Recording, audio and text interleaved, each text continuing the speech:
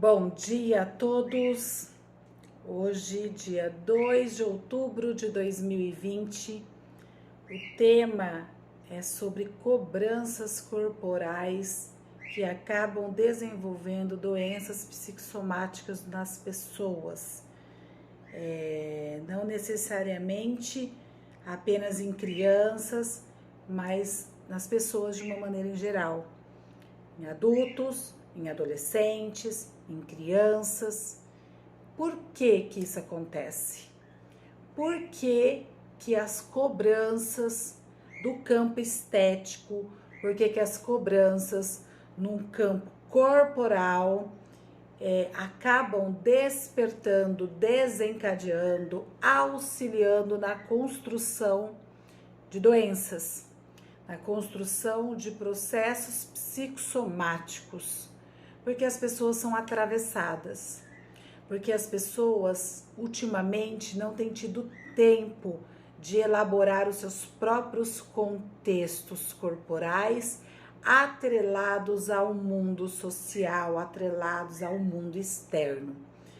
Quando a gente pensa nessa constituição de um sujeito, então eu penso assim: se nós nos basearmos nos autores clássicos, psicanalíticos, como por exemplo o Winnicott, que é um autor fantástico que aborda sobre o desenvolvimento infantil, sobre o desenvolvimento humano, apontando toda uma trajetória de estudos em que ele classifica e identifica o eu, o não eu, um verdadeiro self, um falso self, o mundo externo, a relação afetiva entre mãe e bebê, a chegada e a constituição da família, a chegada de um irmão. Então ele é um autor fantástico que traz e trouxe, contribuiu muito até a era de hoje, da atualidade, falando de contemporaneidade.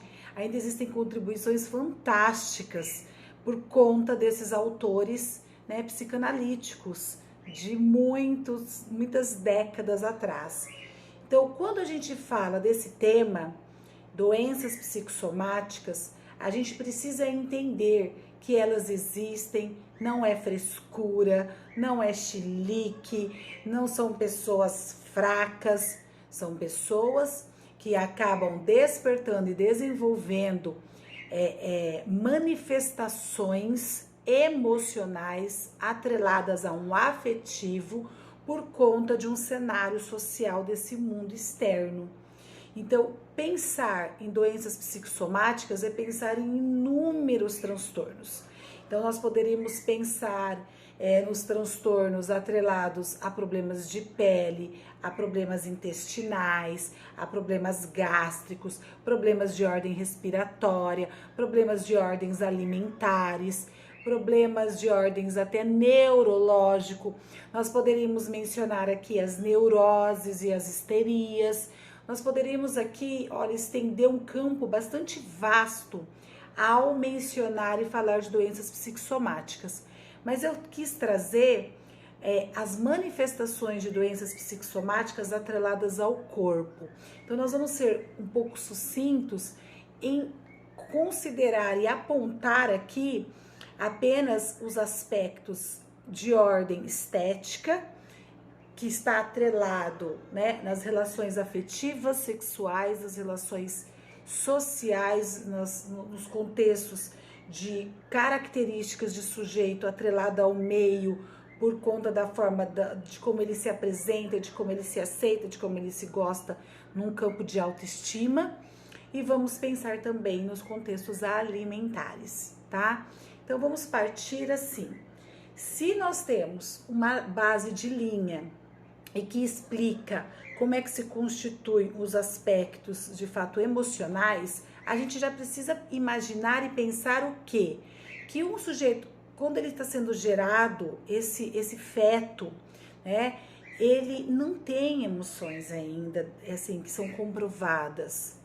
Mas quando ele vem ao mundo, ele começa já a constituir e formar esses contextos afetivos e emocionais através de um vínculo fantástico, que é o vínculo mãe-bebê.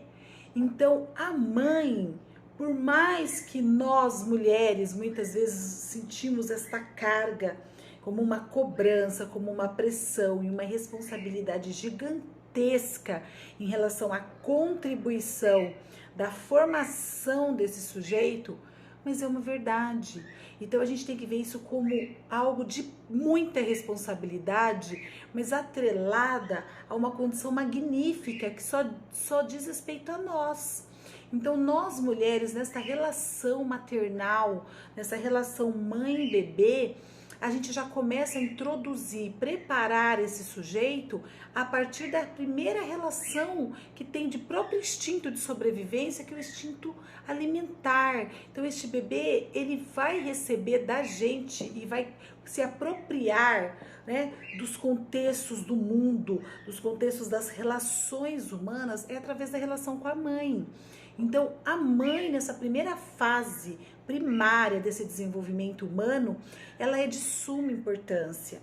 E nós sabemos que existe uma dependência absoluta de um bebê. Então, este bebê, ele vai se apropriando dos contextos de ego, com os contextos de valorização, com os traços de características de sujeito, é da mãe mesmo. Ele ainda não consegue separar, ele não consegue ainda classificar, reconhecer, né, que ele é um e a mãe é outro. Então, para esse sujeito, para esse bebê que chegou ao mundo, ele e mãe é tudo uma coisa só. Então, esse bebê, ele precisa ser muito bem nutrido, ele precisa ser muito bem alimentado. Mas não é só a nutrição do alimento em si, que é o leite. É uma nutrição dos vínculos que estão sendo construídos, os vínculos afetivos que estão sendo elaborados. É um momento, uma fase em que ele vai se apropriando dessa relação objetal para ele estar preparado depois para engolir o mundo, para se deparar com tudo aquilo que o meio externo tem para oferecer para esse sujeito. Então esse sujeito, ele parte, como diz o Nicote, numa primeira dependência absoluta, que são seus primeiros meses de vida, porque ele está totalmente entregue aos cuidados maternos, ele está extremamente entregue aos cuidados que partem de um ser adulto, de um ser responsável, de um ser que está ali para atender.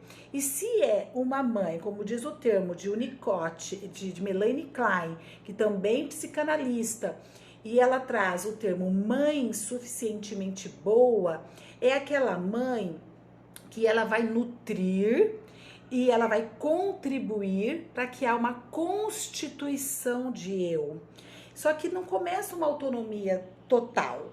Então nós temos uma dependência que é total e depois nós temos uma independência que também ainda não é total. Ela já começa a partir, né, para as nomeações, para as classificações e para as relações desse mundo externo, quando ele começa já a classificar, reconhecer o cenário, reconhecer vozes, reconhecer as pessoas que estão à sua volta.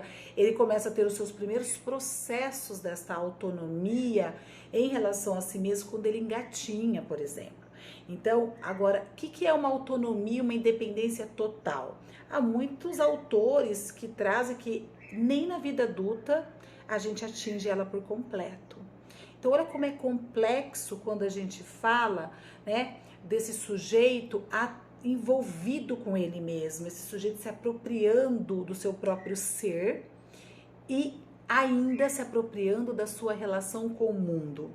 E aí nós estamos inseridos num mundo de muitas cobranças, num mundo que não permite com que cada um vá classificando e sentindo realmente, se apropriando e desenvolvendo percepções e elaborando esses contextos que ele vai sentindo, que vai desencadeando nele angústias, conflitos, dúvidas e separando, mas o que é meu e o que é do outro. Então, se não é uma mãe suficientemente boa, segura, bem orientada, bem instruída, que precisa entender que ela tem que iludir e desiludir o seu bebê, ela tem que oferecer e se retirar, ela não pode o tempo inteiro atravessar, ela pode atravessar nos momentos em que ela percebe que ele ainda não tem maturidade emocional, maturidade cognitiva, maturidade perceptiva, intelectual para fazê-lo. Aí cabe ao adulto responsável ir lá e oferecer. Mas quando a gente atravessa o tempo todo, quando a gente não permite que as nossas crianças, que esse sujeito que está em desenvolvimento, está em construção, está em crescimento, faça baseado o tempo inteiro numa orientação que não é dele, que parte de um outro, numa crítica que não é uma autocrítica que é dele, não pertence às suas características, parte do outro, determinações. Então o tempo inteiro o sujeito ele está inserido num cenário em que o mundo determina o que ele deve ser, o que ele deve fazer, como ele deve agir, e ele não vai conseguindo elaborar tudo isso. Vão surgindo os processos de não elaboração desse mundo externo. E aí começam a surgir as doenças psicossomáticas. Então, como eu coloquei, vamos partir, né, da anorexia, por exemplo. Então, quando há essa cobrança corporal, quando há essa cobrança de como se colocar, de quanto você deve pesar, de qual número de roupa você deve estar usando, o que acontece com esse sujeito? Ele se sente não correspondido, ele se sente como alguém incapaz, incompetente, porque ele não consegue nem mesmo cuidar do próprio corpo, porque ele aprendeu durante uma vida inteira de que ele não poderia ser daquele jeito, que ele precisa ou ser mais gordo ou ser mais magro, ou que ele não pode cortar o cabelo, porque, nossa, mulher é bonita de cabelo comprido, ou o menino não pode ter o cabelo comprido, ele tem que cortar o cabelo, porque dentro de uma classificação de gênero, os meninos têm sempre cabelos curtinhos, né? Olha, então, quando a gente percebe o tempo inteiro uma imposição, um atravessamento, esse sujeito ele não vai dar conta de elaborando os seus contextos, que vai o classificando como alguém que não consegue resolver as suas próprias angústias, não corresponde ao meio, é o tempo inteiro cobrado, condenado, criticado. Então, que valor que ele tem? Então, como que surge esse contexto dessa palavrinha mágica autoestima? Ela surge com base naquilo que é o amar a si mesmo, o gostar de si mesmo, o valorizar a si mesmo, o conseguir reconhecer em si mesmo através de uma autoavaliação, de um autoconhecimento, quais são as potencialidades desse sujeito, enquanto condição de conhecimento mesmo, enquanto condição, né, de um sujeito capaz, né? Um sujeito que se valoriza, que consegue elencar aí as suas potencialidades, mas e o emocional? Quem é que norteia essas relações e diz que aquele sujeito é amado, é querido, é quando ele é aceito. Agora, quando esse sujeito ele nunca é aceito como ele é, que para ele ser amado por alguém, ele precisa corresponder expectativas, ele precisa agir como o outro gostaria que ele agisse, porque aí assim ele vai ser amado. Então ele tem que ser bonzinho, ele tem que ser educado, ele tem que ser inteligente, ele tem que ser bonito, ele tem que ser, né, um corpo atlético, ele tem que saber se portar nas relações sociais, nas relações afetivas, enfim. Então o que acontece com esse sujeito que está em desenvolvimento lá no futuro, numa vida adulta? Ele traz inúmeros marcos, pesos, né, sensações de alguém que não conseguia nem corresponder quando era criança, então muitas vezes não preparado para continuar nessa relação com o mundo externo, engolindo esse mundo externo, digerindo esse mundo externo. E se vem as cobranças corporais no aspecto de um sobrepeso, tá? Então esse sujeito ele precisa, para ele não sofrer preconceito, porque geralmente o sujeito que é cobrado dentro deste campo estético, né, que está com sobrepeso ou numa obesidade, o que vem acompanhado num discurso como um mecanismo de defesa de quem cobra? Ai, eu tô fazendo isso pro seu bem, porque você vai sofrer as consequências lá na frente. Se eu não fizer isso por você, você vai sofrer discriminação. Você acha que as pessoas vão querer se relacionar com você? As pessoas têm pena de pessoas que estão acima do peso. Então são discursos, né, que muitas vezes não permite nem que o sujeito consiga elaborar e classificar o que está acontecendo com essa demanda dele de vazio, ou então com essa demanda de alguém que sente uma necessidade de consumir imensa. E quando a gente pensa ao contrário, né, imagine pessoas que não conseguem comer. Então, pessoas que não conseguem introduzir e digerir e mastigar, engolir o alimento, se a gente considerar o que foi explicado, que a primeira grande relação é nutrida, tá, através da relação maternal. Então, nós temos aí um assunto de inúmera importância, que é essa relação que começa e se inicia entre mãe e bebê e depois vai para a família e vai para esse cenário de base segura. E aí esse sujeito ele tem que ter toda essa constituição de formação de eu, para ele parar de misturar o que é eu, o que é não eu, o que é eu, o que é do outro, que é esse não eu. Porque durante muito tempo nesse desenvolvimento se mistura muito mesmo características dos pais, né, para esse bebê que é transferido e que é projetado para ele. Mas chega um momento que nós precisamos aprender a se recuar. Peraí, esse contexto não é mais do meu filho, esse contexto é só meu, então eu tenho que resolver o meu contexto. Esse contexto eu tenho que deixar com que o meu filho vá elaborando, que o meu filho vá resolvendo esse contexto. E aí vem essas cobranças. Esse sujeito, muitas vezes, ele que sofre, por exemplo, da anorexia, ele não tem apenas um transtorno disfórmico corporal, tá? Não é só um contexto de se olhar no espelho e não conseguir se ver como de fato ele se apresenta, que já está extremamente magro, né? Não é só isso que está em questão aqui. Um sujeito que não consegue comer, que não consegue digerir alimentos, ele não consegue nutrir-se do que o mundo tem para oferecer, porque a sua situação lá atrás está muito mal elaborada. Porque a sua primeira relação foi muito mal construída. Então ele precisa, né, aprender a lidar com o mundo externo para processar esse mundo aqui dentro.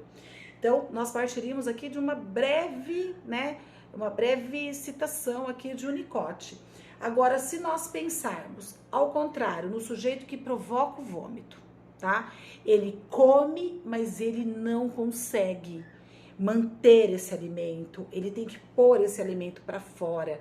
Por quê? Porque ele também não conseguiu elaborar, ele não tem estrutura psíquica, ele não tem forças para isso, ele não está preparado para fazê-lo, então ele precisa colocar isso tudo para fora. Ou é porque ele não fala. Existem casos aqui no consultório de pessoas adultas que sofreram, assim, inúmeras opressões, inúmeras impossibilidades, foi reprimidíssimo, nunca foi lhe dada a oportunidade de ser ouvido, de falar, de elaborar os seus contextos, de colocar os seus contextos para fora. E o que acontece com esse sujeito? Ele precisa colocar de alguma maneira, e tem pessoas que não conseguem falando, porque ele não consegue verbalizar, ele não consegue elaborar as ideias, porque ele foi muito oprimido. Então, quando ele pega esse mundo externo através do alimento e coloca esse mundo para dentro, ele acaba fazendo uma transferência, né, de cenas, de gestos, de contextos das relações humanas e afetivas, emocionais, mal elaboradas, e aí ele vomita. Então aí ele vai lá e provoca esse vômito, ele precisa pôr para fora de alguma maneira todas as suas angústias, tudo aquilo que ele precisa, né, vomitar nas pessoas, mas ele não consegue vomitar com palavras. Então olha como é interessante até as frases que são utilizadas quando as pessoas dizem, vai, vomita tudo que você quer falar, vai. Então olha como está associado de fato ao contexto alimentar. Então quando a gente pensa em doenças psicossomáticas, né? Quando a gente pensa nessas doenças psicossomáticas que são desencadeadas com base nos contextos afetivos, emocionais, não tem como a gente não falar desde lá de trás das primeiras relações primárias. Então, essas primeiras relações primárias, elas acontecem, são construídas e são vinculadas com a mãe. E depois ela é introduzida nesse mundo família, nesse cenário que a gente poderia estender para outros estudos aqui. E não tem como em falar de transtornos alimentares, que também tem base na psicossomática, sem a gente falar de nutrição. E quando a gente fala de nutrição, a gente pensa no alimento que entra e que sai através do vômito, no alimento que nem entra, relacionado a um campo externo, relacionado a um contexto corporal.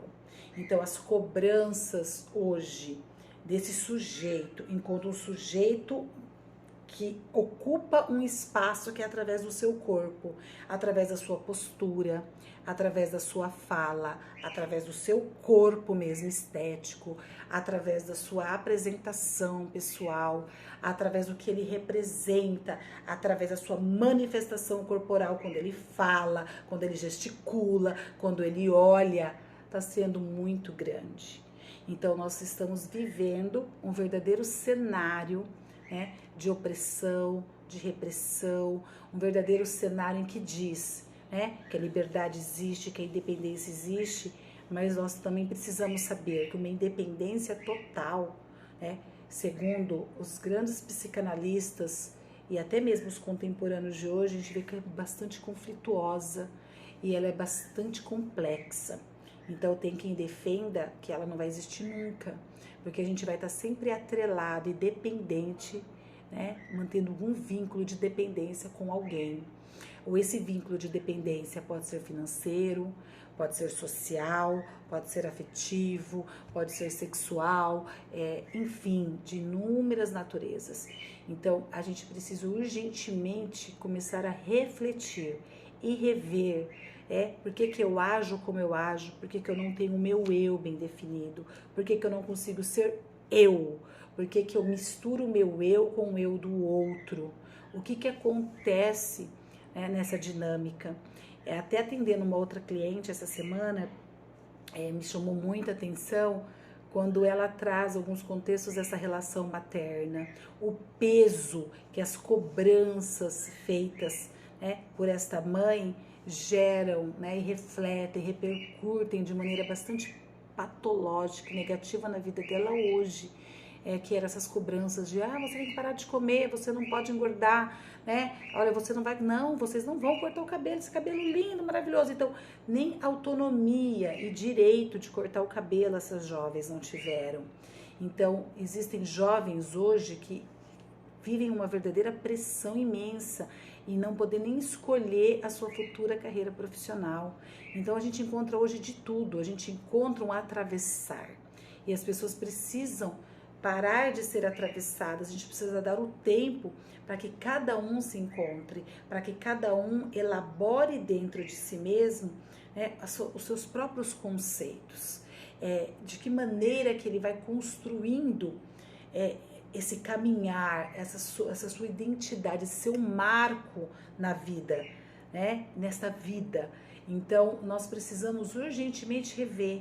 Por que eu não permito que mesmo a criança com uma dificuldade ali, eu tô vendo que ela está prestes a fazer, falta assim um milímetro de possibilidade de tempo para ela conseguir lá, por exemplo, e apontar esse lápis, uma criancinha que está em construção, né, que está em desenvolvimento psicomotor, né, em percepções de que o lápis já está na hora de ser apontado, né, e que ele quebrou, então ela precisa ter essa autonomia. Estou dando um exemplo simples. Então ela pega com o jeitinho dela e tal. As pessoas não têm mais essa paciência. Essa é a grande verdade. Então, o colocar e ele girar e fazer isso, aí quando você vai ver, a pessoa já está tomando da mão dela, seja um professor, seja um orientador educacional, seja uma mãe, seja, né, um funcionário, seja o que for, vai lá e era que deixa eu apontar para você, né? A criança vai, não, eu vem cá que eu visto para você, tá vendo que a criança tá com dificuldade de tirar a camiseta, tá vendo que a criança, né, ela tá ainda processando aquela informação, como é que é, mas esse mundo de atravessamentos, de aceleramento, tá enorme. Tá enorme até quando a gente determina, ó, você tem que comer esse tanto, olha, para de comer, olha, come mais um pouco, olha, eu sei que os cuidados existem. Quando a gente vê que existe uma pessoa doente, uma pessoa que está em situação de risco, de fragilidade, é uma coisa. Agora a gente fica o tempo inteiro atravessando. Por que você escolheu essa foto? Por que você colocou essa roupa? Por que você, não muda essa foto do perfil? Por que você gosta de jogar esse jogo? Por que você... Então, isso a gente precisa rever urgente. Então, cobranças corporais, cobranças nos aspectos estéticos, nos aspectos de atitudes, nas maneiras das pessoas serem, como elas riem, como elas falam, precisa ser revisto. Porque as doenças psicossomáticas que têm sido desencadeadas, como eu coloquei aqui, são inúmeras. E a gente vai depois trazendo, se vocês acharem interessante, eu vi que muitas pessoas estiveram aqui, passaram por aqui, alguns rapidamente, outros permaneceram. Vocês vão mandando depois para mim, aí no privado, sugestões, o que vocês gostariam, que a gente elaborasse enquanto um bate-papo aqui a nível de informação, tá ok? Muito obrigada, um bom fim de semana para todos e até a próxima.